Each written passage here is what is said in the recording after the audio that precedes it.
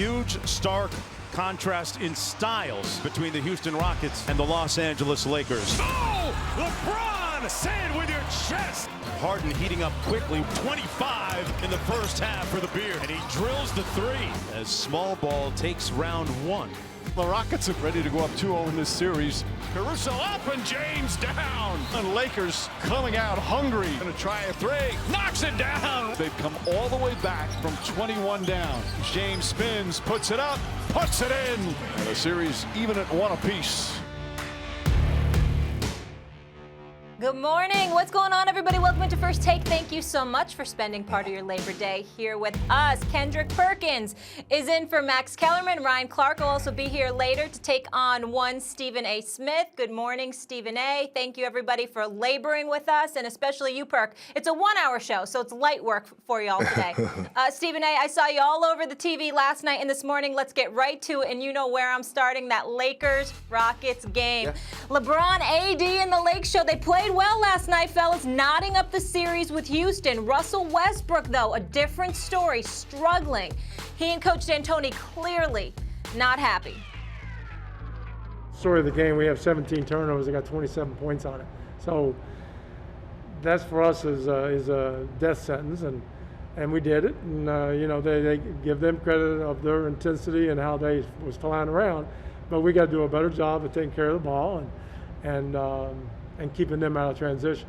Some is my fault, some are missed calls, but you know, it's on me. I don't point fingers at nobody else in my own game. I own my mistakes, I own what I do, and that's it.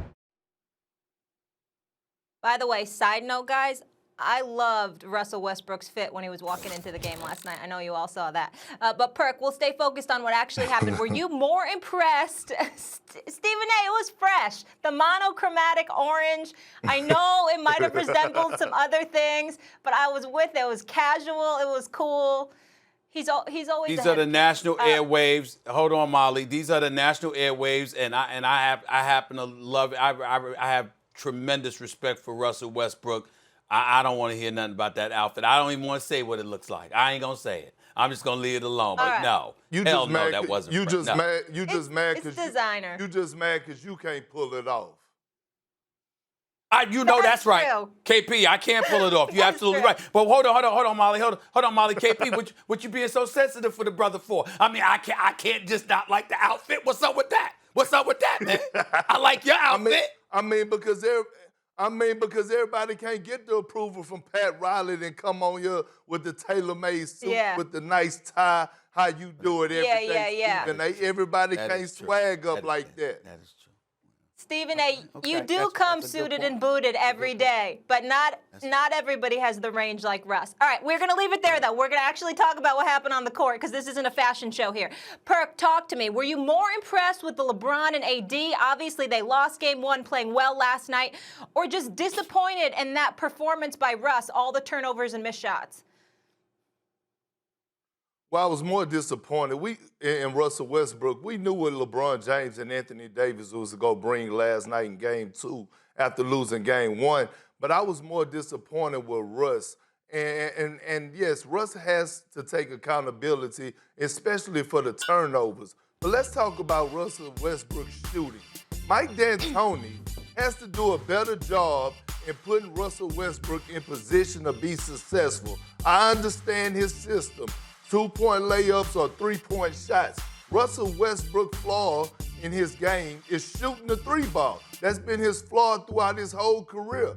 And when you look at it, Mike D'Antoni, what Russell Westbrook is good at is on the low block, posting up guards. He's good at coming off of dribble handoffs and going downhill and attacking the paint. He's deadly when he's able to come off of screens and shoot his 15-footers at the elbows. So Mike D'Antoni, just as much as we criticize and hold Russell accountable, Mike D'Antoni, you got to be held accountable because the way that Russ is playing right now, he's playing like they did the start of the season. And then all of a sudden, Mike D'Antoni adjusted to Russ towards the mid-season around the January mark, and he let Russ be Russ, and then the Rockets started to be a better team. So, yes, Russ has some accountability, but Mike D'Antoni should be held accountable also for not putting him in position to be successful and utilizing his strengths.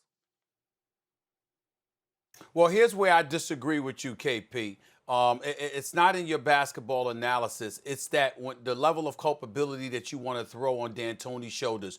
You are a former teammate of Russell Westbrook. Y'all are like brothers. You know how stubborn that brother is. Now, we all have profound respect for Russell Westbrook, the superstar talent, the most athletic point guard we've ever seen in NBA history as far as I'm concerned. Mad respect to him, but he's one of those guys that he's going to do things his way. And when you talk to him since he has arrived in Houston, he's fully aware of what D'Antoni's system entails. D'Antoni, I've spoken to D'Antoni in the past when I went down to interview James Harden and they were there doing their practice, their after practice interviews and what have you. And they talked about, this is D'Antoni's system, but I'm going to do what I do. And he didn't talk about three-pointers. He talked about attacking the basket, putting the ball in the hole, kicking it out to other shooters. Russell Westbrook knows exactly what he should be doing. It's just a matter of whether or not he chooses to or not on any given day. So I got to look at him on that front. Here's where I'm excited about the Lakers, KP. Kyle Kuzma hit 6 or 7 shots. Markieff Morris hit 6 or 8 shots from the field and 4 or 5 from three-point range. Ladies and gentlemen, if you got 2 guys on the Lakers, and I don't care what two of the 4 or 5 it is, whether it's Alex Caruso, Kentavious Caldwell-Pope, Danny Green, Alex Caruso, Markieff Morris, or Kyle Kuzma. Of those 6, if 2 of your guys come on the court and they hit perimeter shots for the Lakers gonna win the championship. They don't do that, Lakers lose it. Period. That's what it comes down to. Those 2 guys hitting perimeter shots, to me, is what did it for the Lakers yesterday. And that's what had me impressed. Thanks for watching ESPN on YouTube. For live streaming, sports, and premium content, subscribe to ESPN+.